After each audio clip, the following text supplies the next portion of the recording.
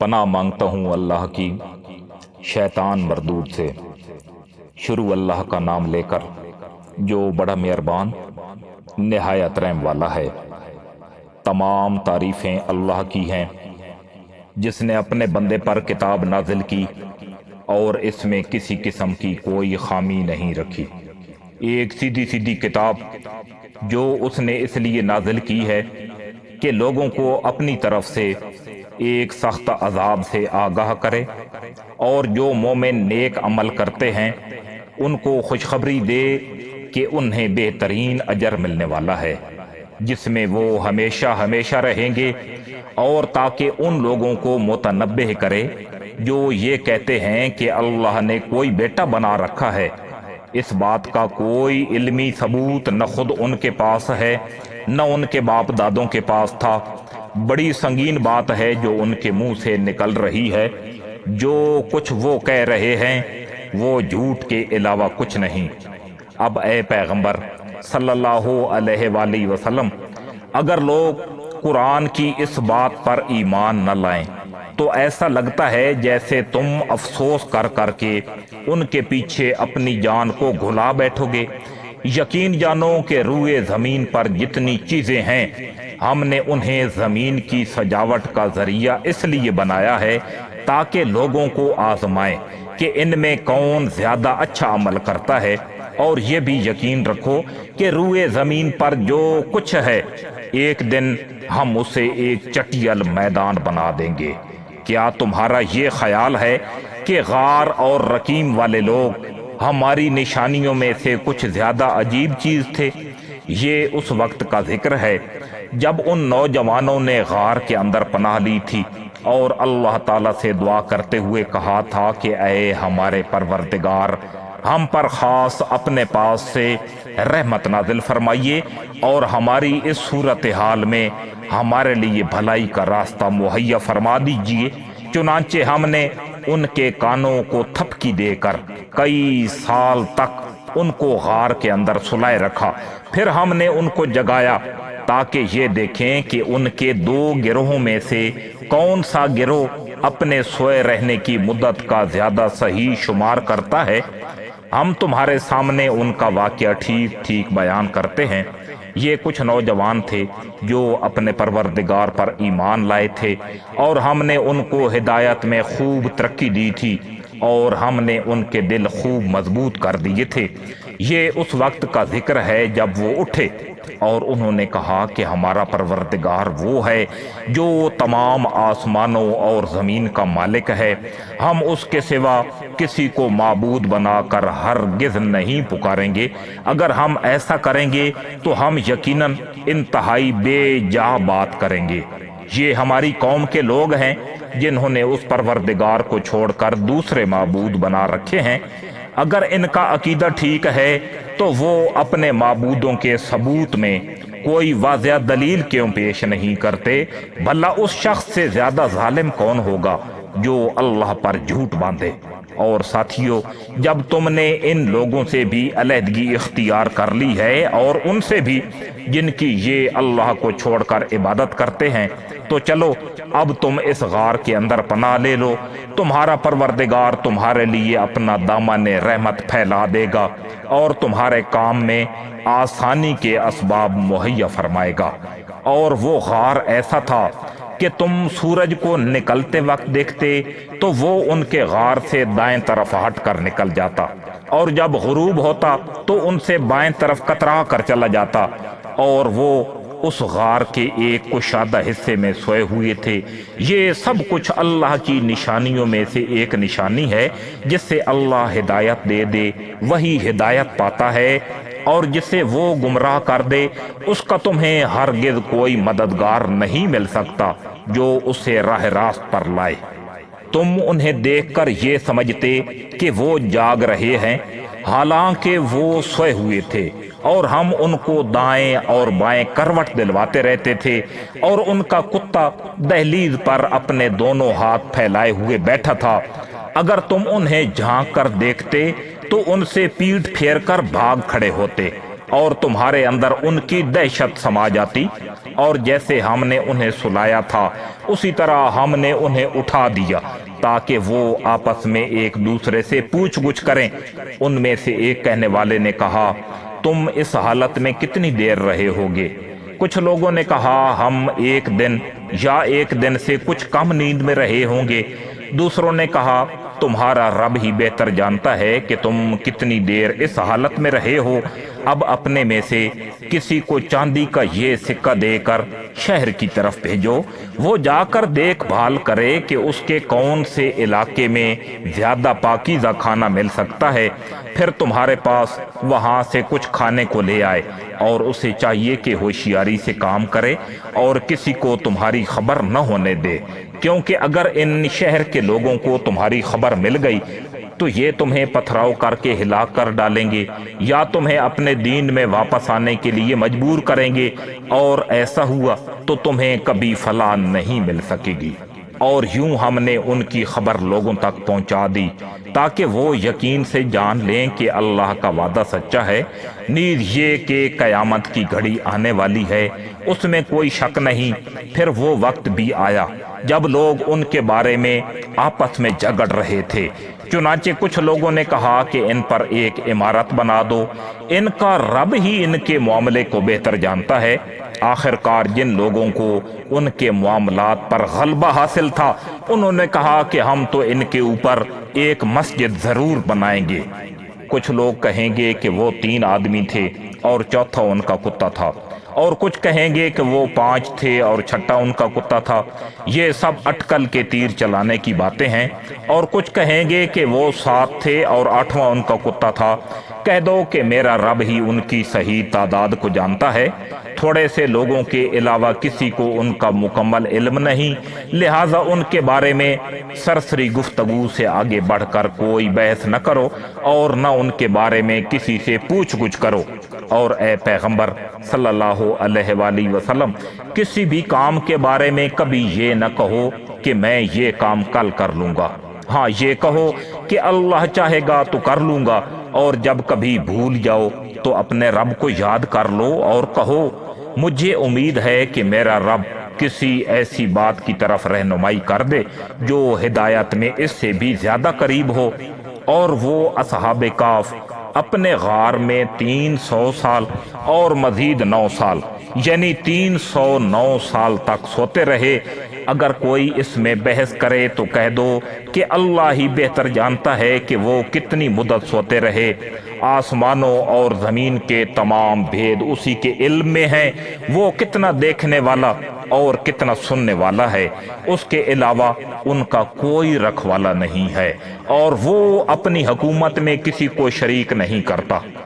اور اے پیغمبر، تم پر تمہارے پروردگار کی طرف سے وحی کے ذریعے جو کتاب بھیجی گئی ہے اسے پڑھ کر سنا دو۔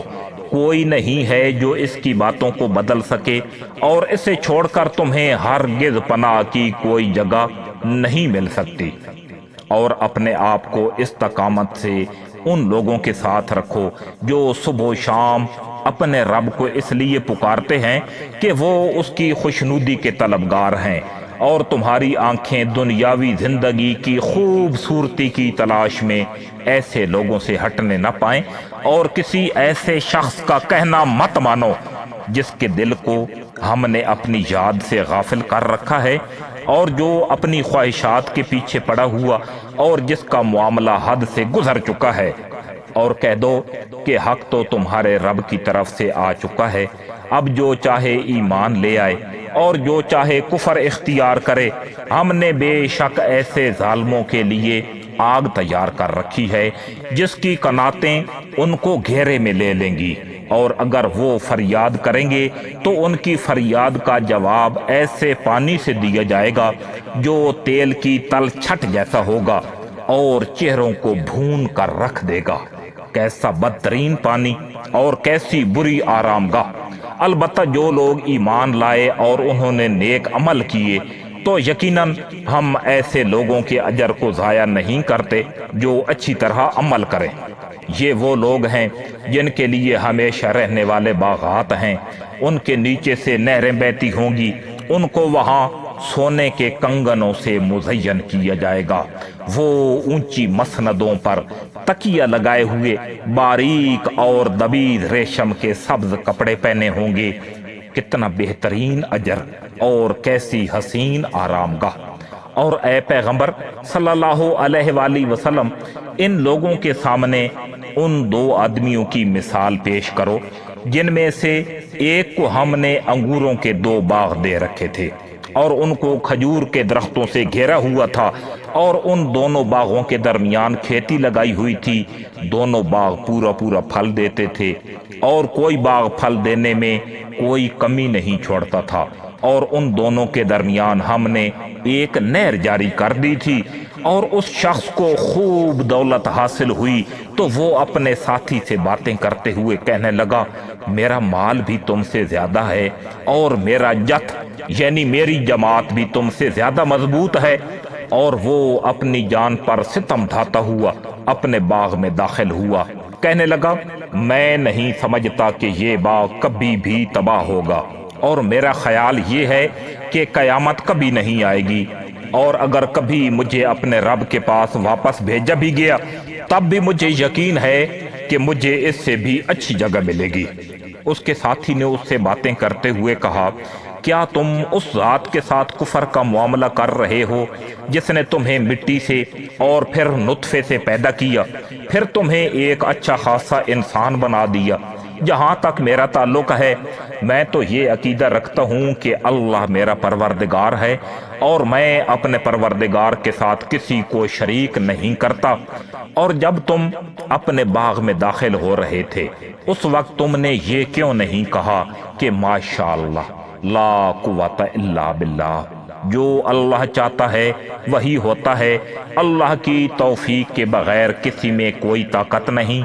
अगर तुम्हें ये नजर आ रहा है कि मेरी दौलत और औलाद तुमसे कम है तो मेरे रब से कुछ बाईद नहीं कि वो मुझे तुम्हारे बाग से बेहतर चीज अता फरमा दे और तुम्हारे इस बाग पर कोई आसमानी आफत भेज दे जिससे वो चिकने मैदान में तब्दील होकर रह जाए, या इसका पानी जमीन में उतर जाए, फिर तुम उसे तलाश भी न कर सको। और फिर हुआ ये कि उसकी तमाम दौलत अजाब के घेरे में आ गई, और सुबह हुई तो इस हालत में कि उसने बाग पर जो कुछ खर्च किया था वो उस पर हाथ मलता रह गया, जबकि उसका बाग अपनी टहनियों में गिरा पड़ा था। और वो कह रहा था, काश मैंने अपने रब के साथ किसी को शरीक न माना होता और उससे कोई ऐसा जथ मुयस्सर न आया जो अल्लाह को छोड़कर उसकी मदद करता, और ना वो खुद इस काबिल था कि अपना दिफा कर सके। ऐसे मौका पर आदमी को पता चलता है कि मदद का तमाम इख्तियार सच्चे अल्लाह को हासिल है। वही है जो बेहतर सवाब देता और बेहतर अंजाम दिखाता है। और इन लोगों से दुनियावी जिंदगी की ये मिसाल भी बयान कर दो कि वो ऐसी है जैसे हमने आसमान से पानी बरसाया तो उससे जमीन का सब्जा खूब घना हो गया, फिर वो ऐसा रेजा रेजा हुआ कि हवाएं उसे उड़ा ले जाती हैं, और अल्लाह हर चीज पर मुकम्मल कुदरत रखता है।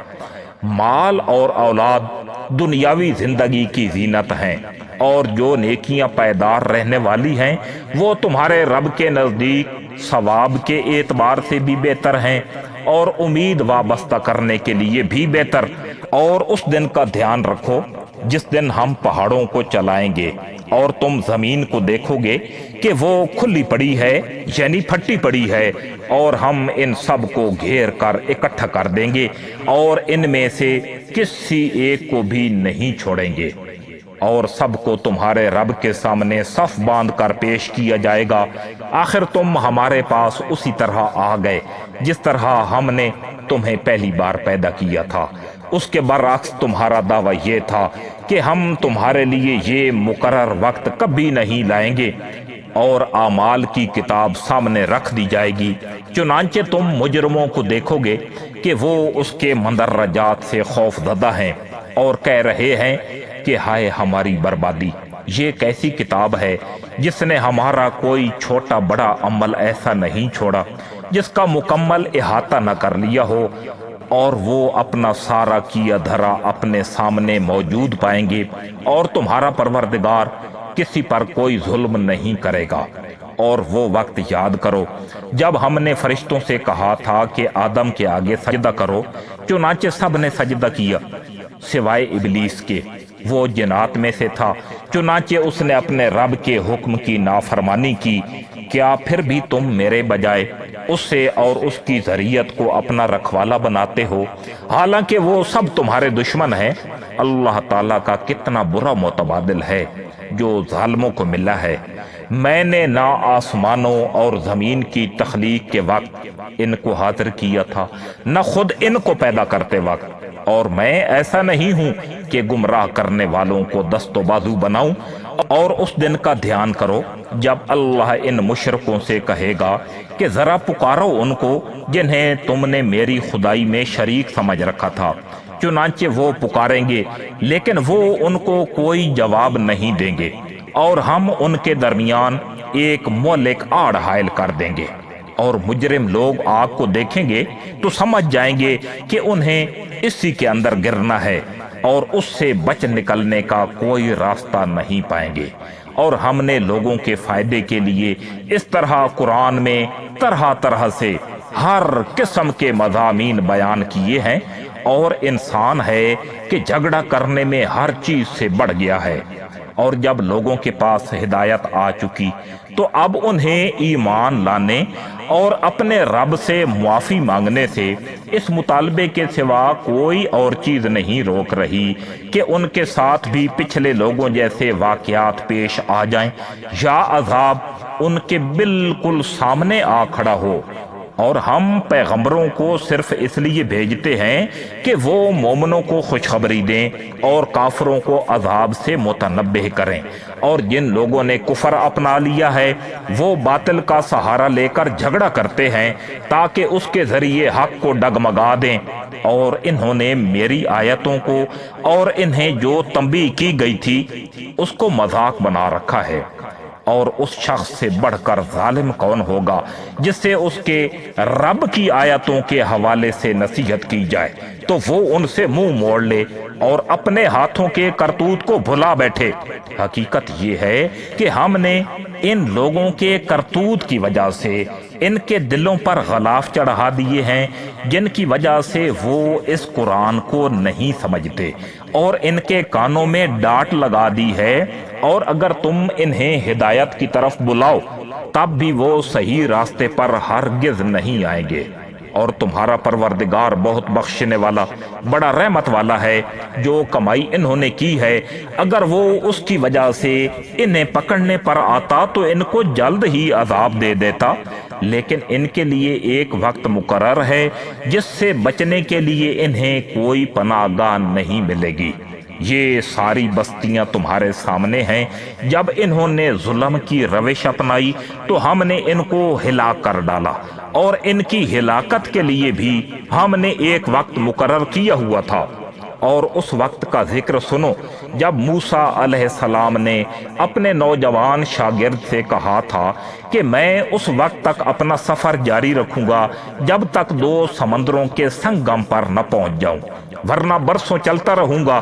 چنانچہ جب وہ ان کے سنگم پر پہنچے تو دونوں اپنی مچھلی کو بھول گئے، اور اس نے سمندر میں ایک سرنگ کی طرح کا راستہ بنا لیا۔ پھر جب دونوں آگے نکل گئے تو موسیٰ علیہ السلام نے اپنے نوجوان سے کہا کہ ہمارا ناشتہ لاؤ، سچی بات یہ ہے کہ ہمیں اس سفر میں بڑی تھکاوٹ لاحق ہو گئی ہے۔ اس نے کہا بھلا بتائیے۔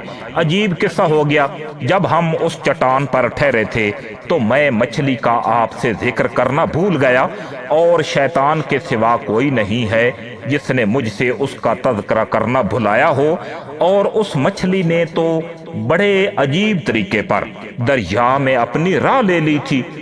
موسیٰ علیہ السلام نے کہا اسی بات کی تو ہمیں تلاش تھی۔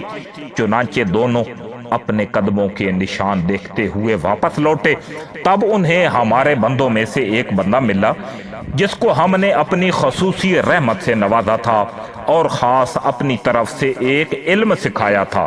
صحیح بخاری کی حدیث کے مطابق یہ حضرت خضر علیہ السلام تھے۔ موسیٰ علیہ السلام نے ان سے کہا، کیا میں آپ کے ساتھ اس غرض سے رہ سکتا ہوں کہ آپ کو بھلائی کا جو علم عطا ہوا ہے اس کا کچھ حصہ مجھے بھی سکھا دیں؟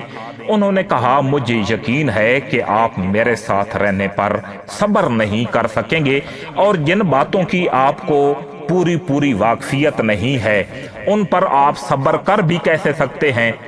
موسیٰ علیہ السلام نے کہا، انشاءاللہ آپ مجھے صابر پائیں گے اور میں آپ کے کسی حکم کی خلاف ورزی نہیں کروں گا۔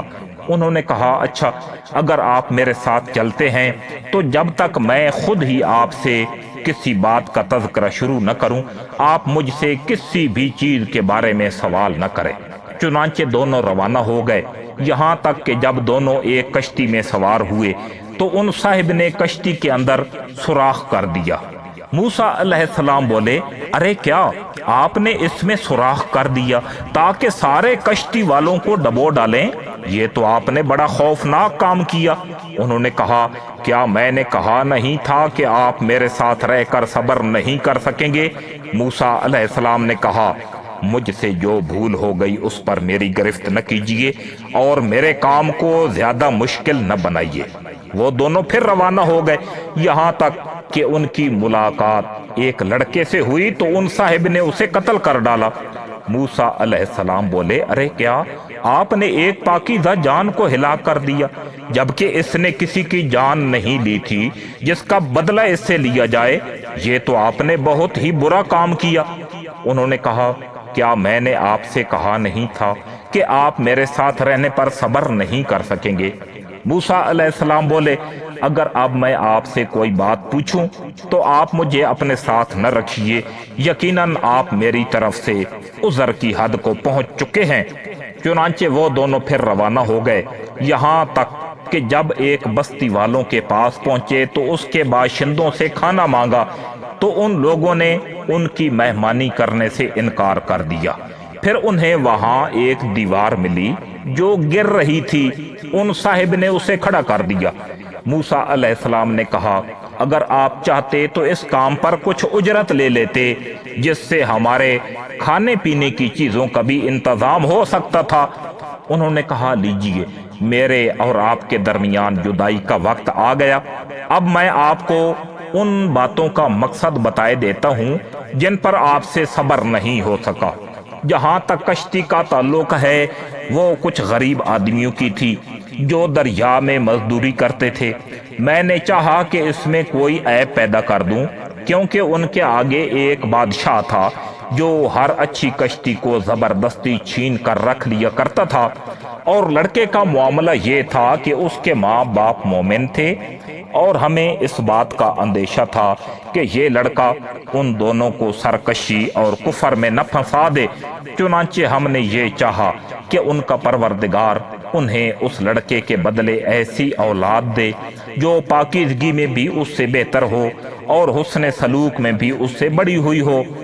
رہی یہ دیوار تو وہ اس شہر میں رہنے والے دو یتیم لڑکوں کی تھی، اور اس کے نیچے ان کا ایک خزانہ دفن تھا، اور ان دونوں کا باپ ایک نیک آدمی تھا۔ اس لیے آپ کے پروردگار نے یہ چاہا کہ یہ دونوں لڑکے اپنی جوانی کی عمر کو پہنچیں اور اپنا خزانہ نکال لیں۔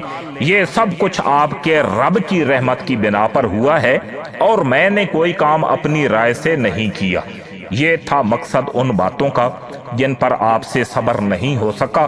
اور یہ لوگ تم سے ذوالقرنین کے بارے میں پوچھتے ہیں، کہہ دو کہ میں ان کا کچھ حال تمہیں پڑھ کر سناتا ہوں۔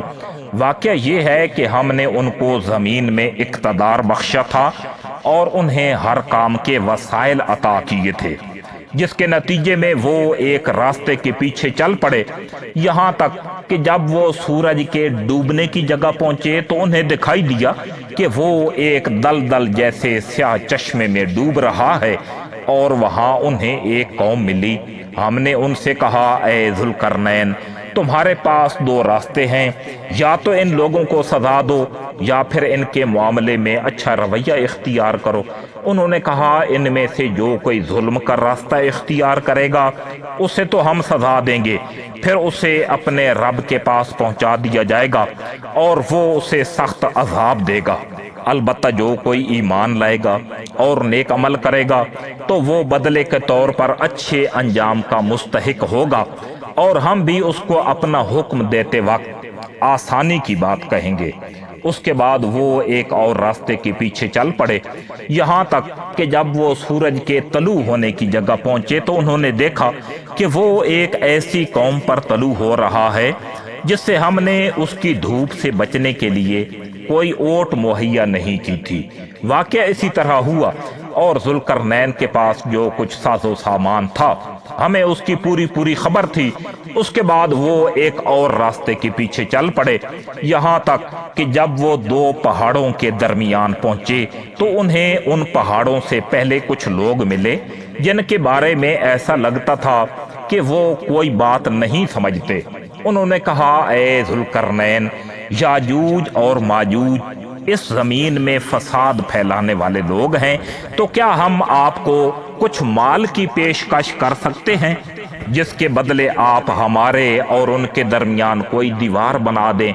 ذوالقرنین نے کہا اللہ نے مجھے جو اقتدار عطا فرمایا ہے وہی میرے لیے بہتر ہے، لہذا تم لوگ ہاتھ پاؤں کی طاقت سے میری مدد کرو تو میں تمہارے اور ان کے درمیان ایک مضبوط دیوار بنا دوں گا۔ مجھے لوہے کی چادریں لا دو۔ یہاں تک کہ جب انہوں نے درمیانی خلا کو پر کر کے دونوں پہاڑی سروں کو ایک دوسرے سے ملا دیا تو کہا کہ اب آگ دہکاؤ۔ یہاں تک کہ جب اس دیوار کو لال انگارہ کر دیا تو کہا کہ پگھلا ہوا تانبا لاؤ، اب میں اس پر انڈیلوں گا۔ چنانچہ وہ دیوار ایسی بن گئی کہ یاجوج ماجوج نہ اس پر چڑھنے کی طاقت رکھتے تھے اور نہ اس میں کوئی سوراخ بنا سکتے تھے۔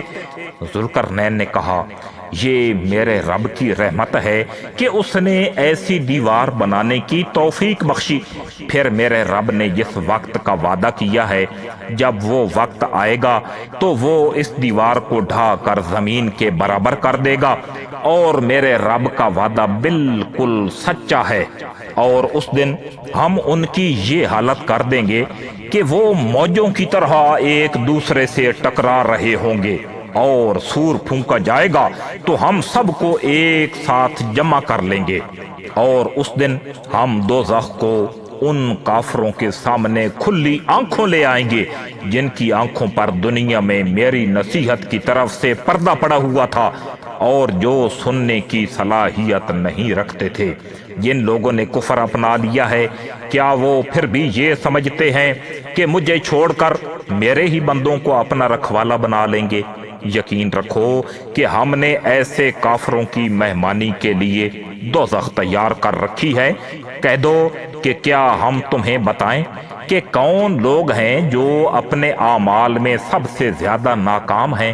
یہ وہ لوگ ہیں کہ دنیاوی زندگی میں ان کی ساری دوڑ دھوپ سیدھے راستے سے بھٹکی رہی اور وہ سمجھتے رہے کہ وہ بڑا اچھا کام کر رہے ہیں۔ یہ وہی لوگ ہیں جنہوں نے اپنے مالک کی آیتوں کا اور اس کے سامنے پیش ہونے کا انکار کیا، اس لیے ان کا تمام کیا دھرا غارت ہو گیا۔ چنانچہ قیامت کے دن ہم ان کا کوئی وزن شمار نہیں کریں گے۔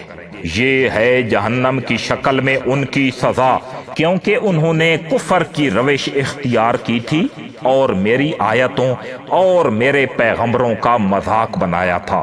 دوسری طرف جو لوگ ایمان لائے ہیں اور جنہوں نے نیک عمل کیے ہیں ان کی مہمانی کے لیے بے شک فردوس کے باغات ہوں گے جن میں وہ ہمیشہ رہیں گے اور وہ وہاں سے کہیں اور جانا نہیں چاہیں گے۔ اے پیغمبر صلی اللہ علیہ وآلہ وسلم، لوگوں سے کہہ دو کہ اگر میرے رب کی باتیں لکھنے کے لیے سمندر روشنائی بن جائے، یعنی سمندر سیاہی بن جائے، تو میرے رب کی باتیں ختم نہیں ہوں گی کہ اس سے پہلے سمندر خشک ہو چکا ہوگا، چاہے اس سمندر کی کمی پوری کرنے کے لیے ہم ویسا ہی ایک اور سمندر کیوں نہ لے آئیں۔ کہہ دو کہ میں تو تم ہی جیسا ایک انسان ہوں، البتہ مجھ پر یہ وحی آتی ہے کہ تم سب کا خدا بس ایک خدا ہے، لہذا جس کسی کو اپنے مالک سے جا ملنے کی امید ہو اسے چاہیے کہ وہ نیک عمل کرے اور اپنے مالک کی عبادت میں کسی اور کو شریک نہ ٹھہرائے۔